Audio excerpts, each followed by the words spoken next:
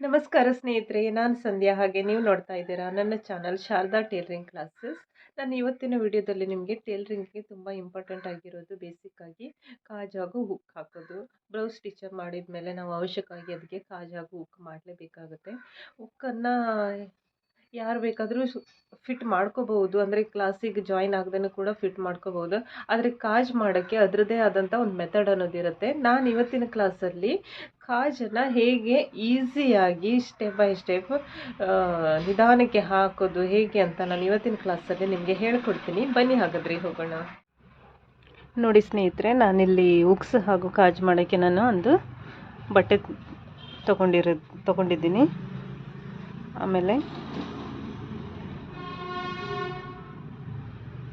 ಹ್ಯಾಮಿಂಗ್ ನೀಡಲಿದ್ದು ಇದಕ್ಕೆ ದಾರವನ್ನು ಪೋಣಿಸಿ ಇಟ್ಕೊಂಡಿದ್ದೀನಿ. ಹಾಗೆ 4 ಉಕ್ಸ್ ತಗೊಂಡಿದ್ದೀನಿ. ಇವಾಗ ನಾವು ಫಸ್ಟಿಗೆ ಕಾಜ್ ಮಾಡೋದನ್ನು ನೋಡೋಣ. ಫಸ್ಟಿಗೆ ನಾನಿಲ್ಲಿ ಮಾರ್ಕ್ ಮಾಡ್ಕೊಳ್ತಾ ಇದ್ದೀನಿ.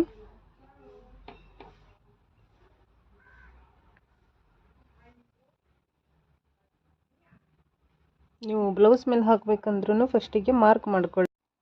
2 ಅಥವಾ 3 ಇಂಚಿಗೆ ಒಂದು ಮಾರ್ಕ್ ಮಾಡಿಕೊಂಡು ಹಾಕ್ಕೊಳ್ತಾ ಹೋಗಿ, ಈಸಿ ಆಗುತ್ತೆ. ನೋಡಿ, ಫಸ್ಟಿಗೆ ನಾನು ಏನು ಮಾಡ್ತಾ ಇದ್ದೀನಿ, ಇದು ಸೀದಾ ಭಾಗ ಇದೆ ಬಟ್ಟೆದು. ಕರೆಕ್ಟಾಗಿ ನೋಡಿ, ಇದು ಬಟ್ಟೆದು ಸೀದಾ ಭಾಗ ಇದೆ, ಇದು ಉಲ್ಟಾ ಭಾಗ. ಫಸ್ಟಿಗೆ ನಾನು ಸೂಜಿಯನ್ನು ಉಲ್ಟಾ ಭಾಗದಿಂದ ಹೀಗೆ ಮೇಲೆ ತಗೊಳ್ತಾ ಇದ್ದೀನಿ. ನೋಡಿ, ನಾನು ಫಸ್ಟಿಗೆ ಸೂಜಿಯನ್ನು ಉಲ್ಟಾ ಭಾಗದಿಂದ ಹೀಗೆ ಮೇಲ್ಗಡೆ ತಗೊಳ್ತಾ ಇದ್ದೇನೆ. ಆಮೇಲೆ ಸ್ವಲ್ಪ ಗ್ಯಾಪ್ ಬಿಟ್ಟು ಕಾಜು ಮಾಡಬೇಕಂದ್ರೆ ನೋಡ್ಕೊಳ್ಳಿ, ನಿಮಗೆ ಎಷ್ಟು ಅಗಲದ್ದು ಬೇಕು ಅಂತ. ಹೀಗೆ ನೀವು ಒಂದು 3 ಎಳೆ ಮಾಡ್ಕೊಳ್ಳಿ ಸಾಕು. ಈಗ 1 ಎಳೆ ಆಯಿತಾ, 2,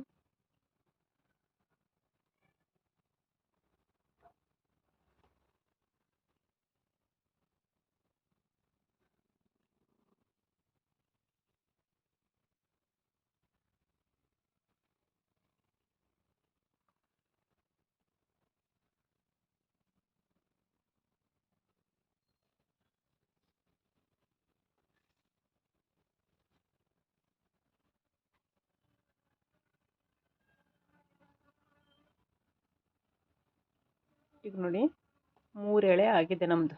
ಇವಾಗ ಏನು ಮಾಡಬೇಕು, ಉಲ್ಟಾ ಭಾಗದಿಂದ ಒಂದು ಸಲ ಸೂಜಿಯನ್ನು ಮೇಲ್ಗಡೆ ತಗೊಳ್ಳಿ. ಹೀಗೆ ತಗೊಂಡಾದ್ಮೇಲೆ ನಾವೇನು ಮಾಡಬೇಕು, ಇದನ್ನು ನಾಟ್ ಹಾಕಿ ಕಾಜನ್ನು ಫಿಲ್ ಮಾಡಬೇಕು. ನಾಟ್ ಹಾಕೋದು ಹೇಗೆ ಅಂತಂದರೆ, ನಾಟ್ ಹೇಗೆ ಹಾಕೋದಂತ ನೋಡಿ, ದಾರವನ್ನು ಈಸಿಯಾಗಿ ಹೀಗೆ ಒಂದು ರೌಂಡ್ ಮಾಡ್ಕೊಳ್ಳಿ. ಈ ಎಳೆ ಒಳಗಡೆ ತಗೊಳ್ಳಿ. ಆಮೇಲೆ ನಿಧಾನಕ್ಕೆ ಹೀಗೆ ಎಳ್ಕೊಳ್ಳಿ. ನಿಧಾನಕ್ಕೆ ಎಳೀರಿ. ನೋಡಿ, ಈಗ ನಾಟ್ ಕ್ರಿಯೇಟ್ ಆಯಿತು. ಹಾಗೆ ಸೇಮ್ ನೋಡಿ ಎಷ್ಟು ಚೆನ್ನಾಗಿ ನಾಟ್ ಕ್ರಿಯೇಟ್ ಆಗಿದೆ ಅಂತ. ಈಗ ಮತ್ತೆ ಅದ್ರ ಪಕ್ಕದಲ್ಲೇ ಇನ್ನೊಂದು ನಾಟ್ ಹಾಕಬೇಕು. ಹೀಗೆ ನಾಟ್ ಹಾಕಿ ಫುಲ್ ಕಾಜನ್ನು ಫಿಲಪ್ ಮಾಡಬೇಕು. ನೋಡಿ, ನಿಧಾನಕ್ಕೆ ಮತ್ತೆ ರೌಂಡ್ ಮಾಡ್ಕೊಳ್ಳಿ ದಾರವನ್ನು. ಎಳೆ ಒಳಗಡೆ ಸೂಜಿಯನ್ನು ತಗೊಂಡು ನಿಧಾನಕ್ಕೆ ಆ ನಾಟ್ ಪಕ್ಕದಲ್ಲೇ ಇನ್ನೊಂದು ನಾಟು ಬರಬೇಕು. ಹಾಗೆ ಸೆಟ್ ಮಾಡಿಕೊಂಡು ನಿಧಾನಕ್ಕೆ ದಾರವನ್ನು ಎಳ್ಕೊಳ್ಳಿ. ನೋಡಿ, ಅದ್ರ ಪಕ್ಕನೇ ಕ್ರಿಯೇಟ್ ಆಗ್ತಾ ಇದೆ. ನೋಡಿ, ಈಗ ಅದ್ರ ಪಕ್ಕನೇ ಇನ್ನೊಂದು ನಾಟು ಬಂತು. ಹಾಗೆ ಮತ್ತೆ ನೆಕ್ಸ್ಟ್ ಸೇಮ್ ಹಾಗೆ ದಾರವನ್ನು ಹಾಗೆ ರೌಂಡಾಗಿ ಇಟ್ಕೊಳ್ಳಿ. ಸೂಜಿಯನ್ನು ಎಳೆ ಒಳಗಡೆ ಹಾಕಿದ ಮೇಲೆ ನಿಧಾನಕ್ಕೆ ಎಳ್ಕೊಳ್ಳಿ. ಯಾಕಂದರೆ ಸ್ಪೀಡಾಗಿ ಎಳೆದ್ಬಿಟ್ರೆ ಅದು ಸಿಕ್ಕಾಗಿಬಿಡುತ್ತೆ ದಾರ, ನಿಮ್ಮದು ಕಾಜು ಮತ್ತೆ ಹಾಳಾಗಿಬಿಡುತ್ತೆ ಫುಲ್ಲು. ಹಾಗಾಗಿ ನಿಧಾನಕ್ಕೆ ಎಳೀರಿ. ಈಗ ನೋಡಿ 3ನೇ ನಾಟ್ ಕ್ರಿಯೇಟ್ ಆಯಿತು, ಅದ್ರ ಪಕ್ಕದಲ್ಲೇ ಕ್ರಿಯೇಟ್ ಆಯಿತು ಅಲ್ವಾ? ಎಷ್ಟು ಚೆನ್ನಾಗಿ ಕ್ರಿಯೇಟ್ ಆಯಿತು ನೋಡಿ. ನಿಧಾನಕ್ಕೆ ಹಾಕಿ ನೋಡಿ, ಮತ್ತೆ ರೌಂಡ್ ಮಾಡಿ ಇಟ್ಕೊಳ್ಳಿ. ದಾರದೊಳಗಡೆ ಸೂಜಿ ಹಾಕಿ ಮತ್ತು ನಿಧಾನಕ್ಕೆ ಅದ್ರ ಪಕ್ಕ ನಾಟ್ ಹಾಕಿ. ಮತ್ತು ಸೇಮ್ ಪ್ರೊಸೆಸ್.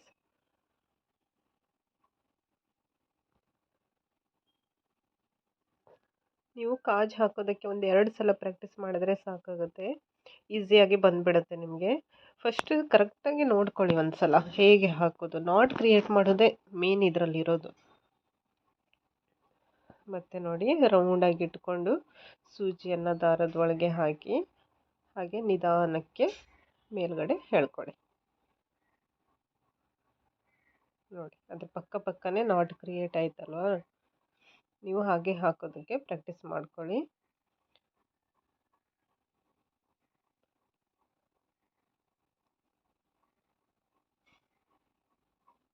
ನೋಡಿ ಲಾಸ್ಟ್ ನಾಟ್ ನಮ್ಮದು ಕ್ರಿಯೇಟ್ ಆಯಿತು. ಈಗ ನೋಡಿ ಕಾಜು ಎಷ್ಟು ಚೆನ್ನಾಗಿ ಬಂದಿದೆ ಅಂತ ಅಲ್ಲ. ನೋಡಿ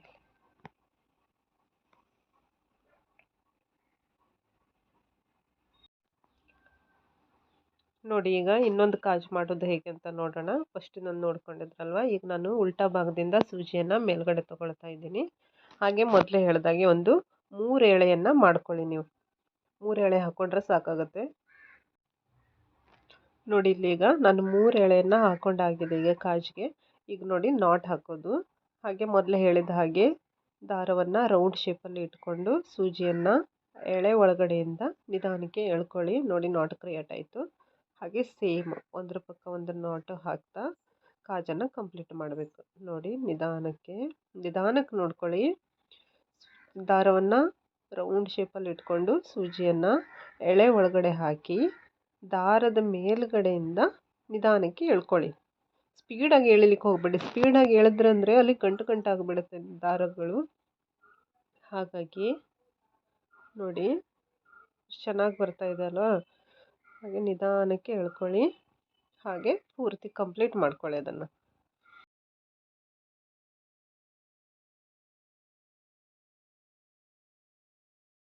ನೋಡಿ ಲಾಸ್ಟ್ ನಾಟ್ ಹಾಕ್ತಾ ಇದ್ದೀನಿ. ನಿಧಾನಕ್ಕೆ ಹಾಗೆ ಎಳ್ಕೊಳ್ಳಿ. ನೋಡಿ ಲಾಸ್ಟ್ ನಾಟ್ ಹಾಕಿದ ಕೂಡಲೇ ನಮ್ಮದು 2ನೇ ಕಾಜು ಕೂಡ ಕಂಪ್ಲೀಟ್ ಆಯಿತು. ನೋಡಿ ಈಗ 2ನೇ ಕಾಜು ಎಷ್ಟು ಚೆನ್ನಾಗಿ ಬಂದಿದೆ ಅಂತ. ನೋಡಿ ನಾಟ್ ಕೂಡ ಎಷ್ಟು ಚೆನ್ನಾಗಿ ಒಂದ್ರ ಪಕ್ಕ ಒಂದು ಹೇಗೆ ಕೂತಿದೆ ಅಲ್ಲ. ನೀವು ಕೂಡ ಹೀಗೆ ಪ್ರಾಕ್ಟೀಸ್ ಮಾಡಿ ಹಾಕೋದಕ್ಕೆ. ನೋಡಿ ಇನ್ನೊಂದು ಸಲ ಲಾಸ್ಟ್ ನೋಡ್ಕೊಳ್ಳಿ. ನಾನೀಗ 3 ಎಳೆಯನ್ನು ಮಾಡ್ಕೊಂಡಿದ್ದೀನಿ. ಈಗ ನಾಟ್ ಹಾಕಬೇಕು. ನೋಡಿ ದಾರವನ್ನು ರೌಂಡ್ ಶೇಪಲ್ಲಿ ಇಟ್ಕೊಂಡು ಎಳೆಯಿಂದ ಮೇಲ್ಗಡೆ ಎಳ್ಕೊಂಡು ನಿಧಾನಕ್ಕೆ ಎಳ್ಕೊಳ್ಳಿ. ನೋಡಿ ಮತ್ತೆ ಸೇಮ್ ರೌಂಡ್ ಮಾಡಿ ಇಟ್ಕೊಳ್ಳಿ. ದಾರವನ್ನು ಸೂಜಿಯನ್ನು ಮೇಲೆ ತಗೊಂಡು ನಿಧಾನಕ್ಕೆ ಎಳ್ಕೊಳ್ಳಿ. ಅರ್ಥ ಆಯ್ತಾ ಈಗ? ನೋಡಿ ಅರ್ಥ ಆಗಿಲ್ಲ ಅಂದರೆ ಪದೇ ನೋಡಿ, ಅರ್ಥ ಆಗುತ್ತೆ. ಒಂದೇ ಸಲ ನಾಟ್ ಒಬ್ಬೊಬ್ಬರಿಗೆ ಕನ್ಫ್ಯೂಸ್ ಆಗಿಬಿಡತ್ತೆ.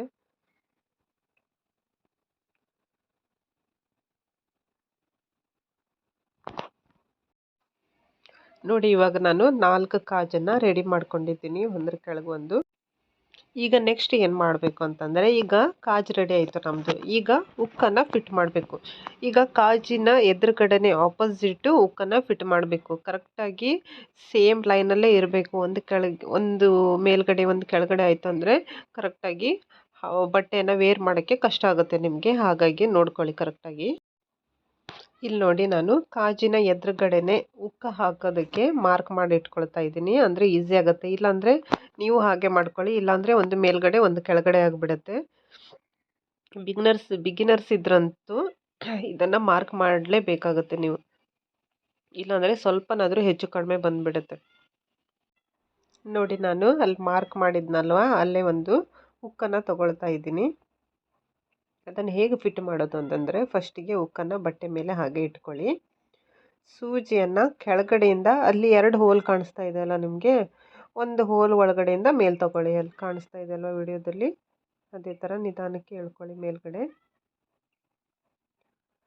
ಈಗ ಒಂದು ಹೋಲಲ್ಲಿ ಎಳ್ಕೊಂಡಾದ್ಮೇಲೆ ಇನ್ನೊಂದು ಹೋಲಲ್ಲಿ ಒಳಗಡೆ ಹಾಕಿ ಸೂಜಿಯನ್ನು.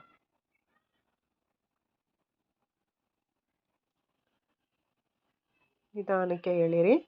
ಹಾಗೆ ಸೇಮ್ ಇನ್ನೊಂದು ಹೋಲಲ್ಲಿ ಮೇಲ್ಗಡೆ ತಗೊಳ್ಳಿ ಸೂಜಿಯನ್ನು.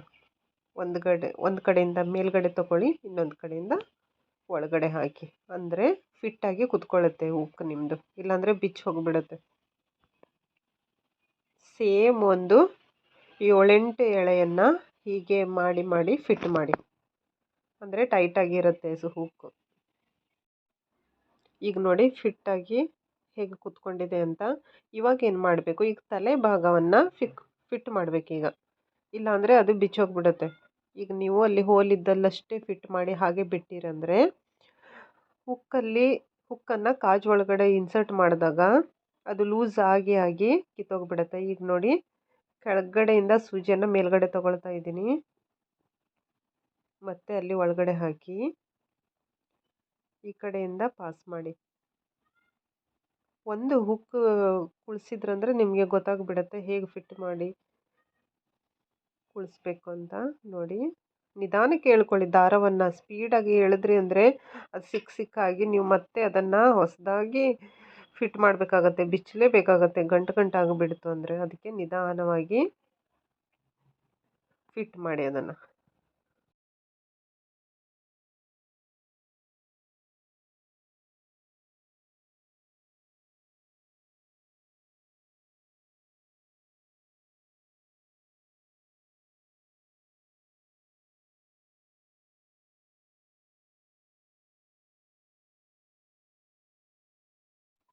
ನೋಡಿ ಈಗ ಫಿಟ್ಟಾಗಿ ಕುತ್ಕೊಂಡಿದೆ.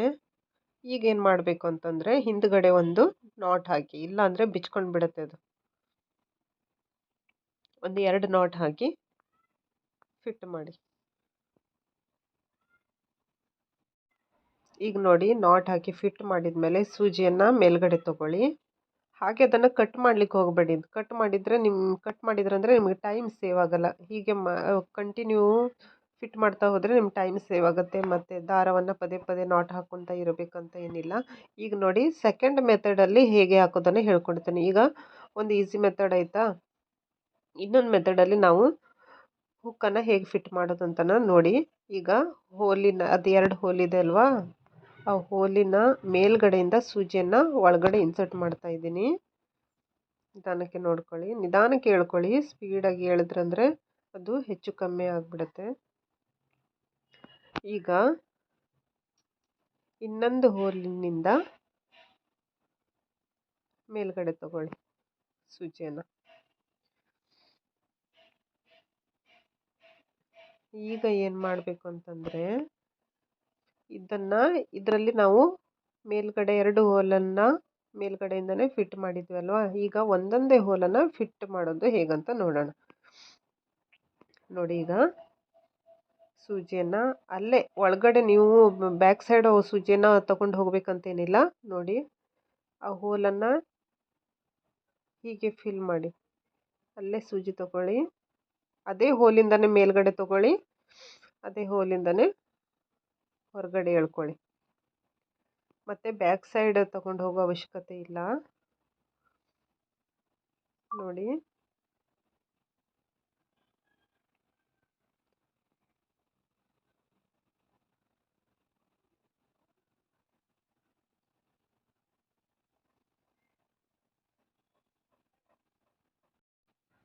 ಈಗ ನೋಡಿ ಒಂದು ಕಡೆ ಫಿಟ್ ಆಯಿತು. ಈಗ ಇನ್ನೊಂದು ಹೋಲನ್ನು ಸೇಮ್ ಹಾಗೆ ಆ ಕಡೆ ಹೇಗೆ ಫಿಟ್ ಮಾಡಿದ್ರಲ್ವ ಹಾಗೆ ಫಿಟ್ ಮಾಡಿ ಫಿಲ್ ಮಾಡಿ ಅದನ್ನು.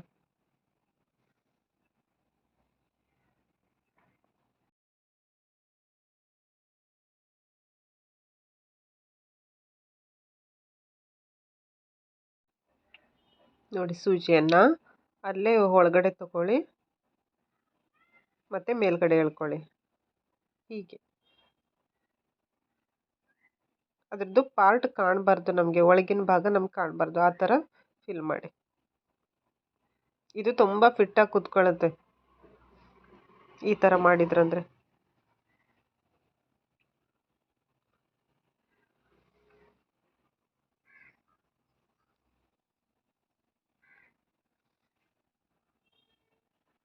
ನೋಡಿ ಇವಾಗ ಎಷ್ಟು ಚೆನ್ನಾಗಿ ಬಂತಲ್ಲ.